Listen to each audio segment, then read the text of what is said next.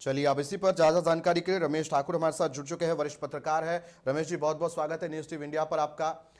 रमेश जी, आज NEET UG 2026 की परीक्षा रद्द कर दी गई है, बड़ा ऐलान किया है एनटीए ने। किस तरह से देखे इस फैसले को? क्या ये अभ्यर्थियों के हक में फैसला है या उनके खिलाफ?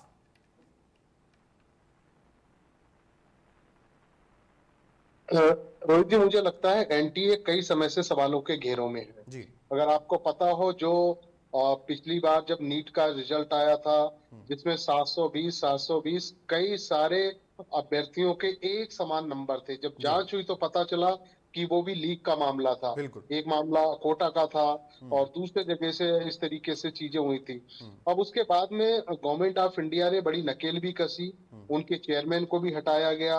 उसके बाद में उन्होंने अपनी सारी गलतियां भी मानी हम्म। और मामला सुप्रीम कोर्ट में भी पहुंचा था। सुप्रीम कोर्ट ने एक नई गाइडलाइंस उसमें जारी की थी, लेकिन उसके बाद भी ये सब चीजें नहीं हुई। हम्म। और एनटीए ने अभी पिछले साल क्या करा था, जो सैनिक स्कूलों की जो परीक्षाएं होती हैं, जी। एंट्रेंस परीक्षा, उसमें भी इन्होंने यही करा था। वो जो परीक्षा अमूमन जनवरी में हो जाती है, जी। लेकिन उनकी जो घाला घपली जो सामने आई, तो वो परीक्षा होती है अप्रैल में जाके। हम्म। मुझे लगता है कि उसके बाद में सेशन भी नया शुरू हो जाता है। अप्रैल में परीक्षा होती है, फिर मई में उसका रिजल्ट आता है। और सबसे बड़ी बात है कि ये जो छात्र हैं, जो जी। साल साल भर जो परीक्षाएं करते हैं, हम्म। घरों से बाहर रह के कोचिंग हम्म। करते हैं, अभावों में रह के सब चीजें करते हैं, जी। उनके दिल से जरा कोई पूछे। जी। उनके माँ बाप कितनी उम्मीदें लगा के अपने बच्चों को कोटा भेजते हैं, दिल्ली हम्म। भेजते हैं कोचिंग के लिए, हम्म। कि भाई नीट क्वालिफाई करेंगे, उसके बाद में बच्चे हमारे एमबीबीएस डॉक्टर बनेंगे। हम्म। क्योंकि पढ़ाव उसके बाद भी बहुत सारे होते हैं। जी।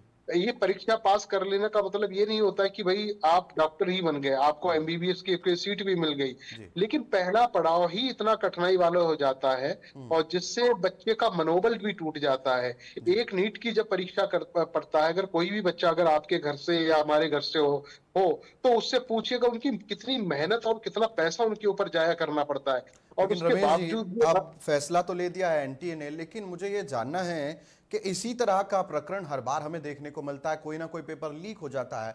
अब इसका, अब सीधा सीधा हम देखें, इसका क्या तरीका क्या हो सकता है, कैसे पारदर्शिता लाई जाए?